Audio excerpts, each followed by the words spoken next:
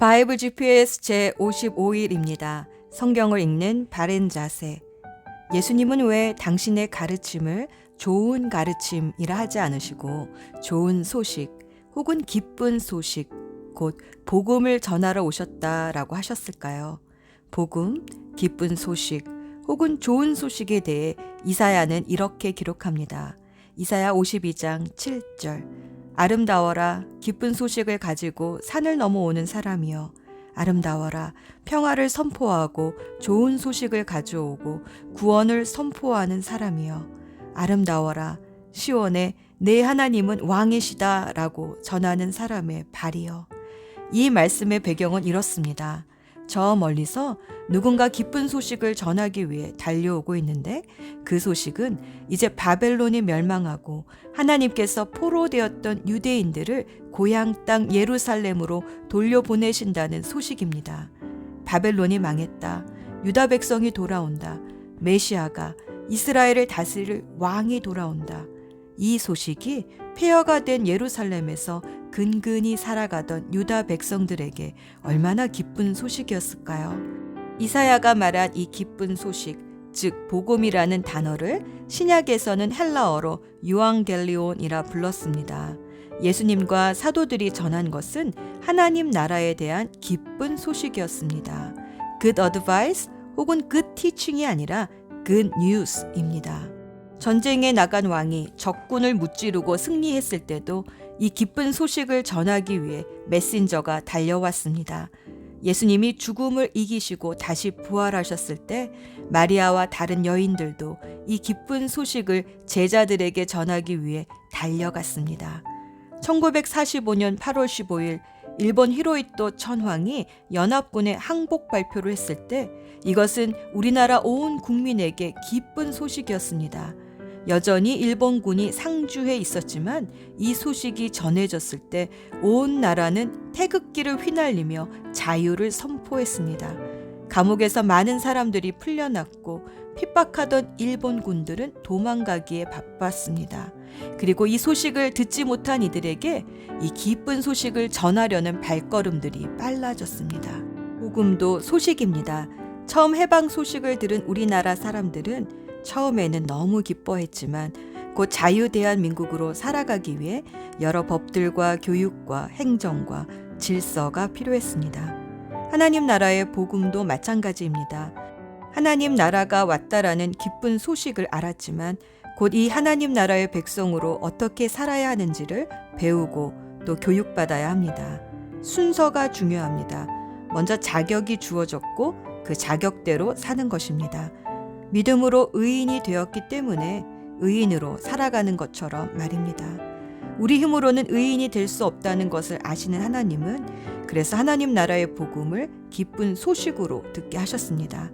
이 소식을 듣고 믿는 자는 빈 무덤 곁에서 부활하신 예수님을 보고 너무 기쁜 나머지 예수님이 죽음을 이기셨어 라고 승전보를 알리던 여인들처럼 달려가서 복음을 전하게 됩니다. 기쁜 소식이기 때문입니다. 오늘도 성경에서 이 기쁜 소식이 무엇인지 구체적으로 읽어봅시다. 자세한 정보를 알아야 더 많이 복음을 누리고 더 정확히 전할 수 있습니다. 오늘의 여정, 오늘 읽게 되는 이사야 40장에서 55장까지는 바벨론이 망하고 포로로 잡혀간 유다 백성들이 다시 돌아오게 될 것이라는 소망의 말씀과 또 우리를 속죄해 주시기 위해 오시는 메시아에 관한 예언의 말씀입니다. 이사야는 바벨론이 멸망하기 100여 년 전에 이미 바벨론의 멸망을 예언했습니다. 또 하나님이 바벨론의 고레스 왕을 사용하셔서 포로된 유다 백성들을 예루살렘으로 돌려보내 주실 것이라 예언했습니다. 그의 예언대로 BC 538년 역사적으로는 키루스 2세라 알려진 고레스 왕이 바벨론의 모든 포로들을 고국으로 돌려보냈습니다. 이사야는 또 하나님이 이스라엘뿐 아니라 땅의 모든 끝과 먼 섬에 사는 이방인들에까지 구원의 역사를 이루셔서 여호와가 처음과 마지막이요 하나님 외에는 다른 구속자가 없음을 온 열방으로 알게 하실 것이고 그분의 영광을 회복하실 것이라 예언했습니다. 특히 이사야는 종의 노래라고 알려진 네 편의 시를 통해 그리스도 예수님이 이 땅에서 행하실 사역을 구체적으로 예언했습니다. 첫 번째 종의 노래는 이사야 42장 1에서 9절까지의 말씀으로 내가 붙드는 나의 종을 보라로 시작되며, 이 노래는 상한 갈대도 꺾지 않고 꺼져가는 심지도 끄지 아니하시는 예수님의 온유한 성품과 특히 예수님의 치유 사역을 예언하며 삼위일체 창조주이신 예수님의 모습을 그려줍니다. 이 말씀은 예수님이 회당에서 읽으시고 인용하신 말씀이기도 합니다. 두 번째 종의 노래는 이사야 49장 1에서 7절까지의 말씀으로 이스라엘이 여호와의 종으로 부름받았지만 다 완수하지 못한 제사장 나라로서의 사명을 그리스도가 완성하실 것이라 노래합니다. 세 번째는 이사야 50장 4에서 11절까지의 말씀으로 뛰어난 지혜로 가르치시며 약한 자를 강하게 하시는 종의 모습, 또 자신을 때리고 수염을 뽑는 자에게 말없이 자신을 내어주신 고난받는 종의 모습을 보여줍니다. 네 번째 종의 노래는 이사야 52장 13절에서 53장 12절까지의 말씀으로 메시아가 왜 종으로 오셔야 했는지를 가장 잘 설명해 줍니다. 우리의 죄값을 치르시기 위해 어린 양으로 오신 예수님을 정확하게 그려주기 때문입니다.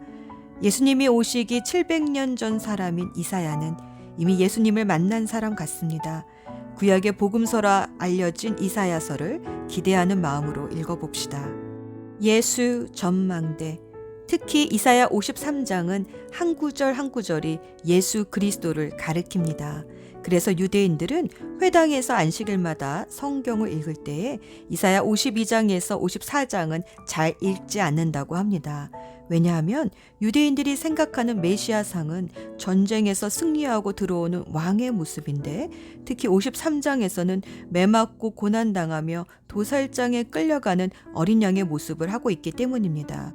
또 이 모습은 정확히 예수님이 이 땅에서 겪으신 모습이기에 예수님을 부인하는 유대인들에게는 매우 불편한 성경 본문이기도 합니다. 그러나 지금도 이사야 53장은 많은 유대인들을 그리스도께로 돌아오게 하고 있습니다. 정통 유대교 집안에서 태어났지만 예수님을 인격적으로 만나 Chosen People Ministry 대표로 유대인 선교에 앞장서고 있는 미치 글레이저 박사님은 특히 이사야 53장 주석이라는 책을 통해 많은 유대인들을 예수님께로 인도했습니다. 이사야 53장으로 전도한 사람은 미치 글레이저 박사님이 처음은 아닙니다. 사도행전 8장을 보면 초대교회 7집사 중 한 사람이었던 빌립도 이사야 53장으로 경건한 유대교 에디오피아 환관을 전도했습니다. 그는 예루살렘에서 예배를 드리고 다시 에디오피아로 돌아가던 중이었는데 마침 이사야 53장 7에서 8절을 읽고 있었습니다. 그는 매를 맞아 고난을 당했으니 마치 도살장으로 끌려가는 어린 양과 같이 아무 말도 하지 않았다. 털을 깎이는 양과 같이 잠잠하고 입을 열지 않았다. 사람들이 정의를 짓밟고 그를 거칠게 끌고 갔다. 그가 살아있는 사람들의 땅에서 끊어졌으나 그 세대 사람들 가운데 어느 누가 자기들의 죄 때문에 그가 죽임을 당했다고 생각하겠는가. 에디오피아 황관은 예루살렘으로 예배를 드리러 올 정도로 경건하고 또 이사야 성경을 들고 다니며 읽을 정도로 성경도 매우 열심히 읽는 사람이었습니다. 그러나 그는 도대체 이사야가 말하는 그가 누구인지 알 수가 없어서 답답했습니다. 누가 나의 죄 때문에 대신 죽임을 당한단 말인가? 하나님은 그때 빌립 집사님을 이 에디오피아 황관에게 가까이 다가가게 하셨습니다. 그리고 이사야가 말하는 그가 바로 예수님이심을 가르쳐 주었습니다. 사도행전 8장 35절에서 36절. 빌립은 입을 열어 이 성경 말씀에서부터 시작하여 예수에 관한 기쁜 소식을 전하였다. 그들이 길을 가다 물이 있는 곳에 이르니 환관이 말하였다. 보십시오. 여기에 물이 있습니다. 내가 침례를 받는데 무슨 거리낌이 되는 것이라도 있습니까? 에디오피아 황관은 자기 죄를 대신하여 죽으신 분이 예수님이시라는 사실을 알고 믿는 순간 바로 그 자리에서 침례를 받음으로 믿음을 고백했습니다. 이 세상에 어느 누가 흉악한 죄인을 위해 대신 죽어준단 말인가? 사람은 그런 생각을 하지 못합니다. 그런데 하나님은 처음부터 그 생각을 가지고 계셨습니다. 예수님이 오시기 700년 전에 이사야를 통해서 예수님이 어떤 죽음을 죽으실 것인지 미리 기록하게 하셨습니다. 기도합시다. 은혜의 하나님 아버지, 적자 생존, 약육강식의 세상을 살아가는 우리에게 하나님의 은혜가 때로는 낯섭니다. 무엇을 해서 구원에 이르는 것이 아니라 구원을 주시고 이제 그 구원을 믿고 믿음으로 살아라, 의인으로 살아라 하시는데 지금까지 살아온 방식이 아니기에 어색합니다. 주님, 오늘도 말씀을 읽으며 이 은혜의 복음 왜 값없이 주실 수밖에 없었는지를 깨닫게 하옵소서. 그래서 값없이 또 줄 수 있는 은혜의 삶을 살게 하옵소서. 이 기쁜 소식을 전해주신 예수 그리스도의 이름으로 기도합니다.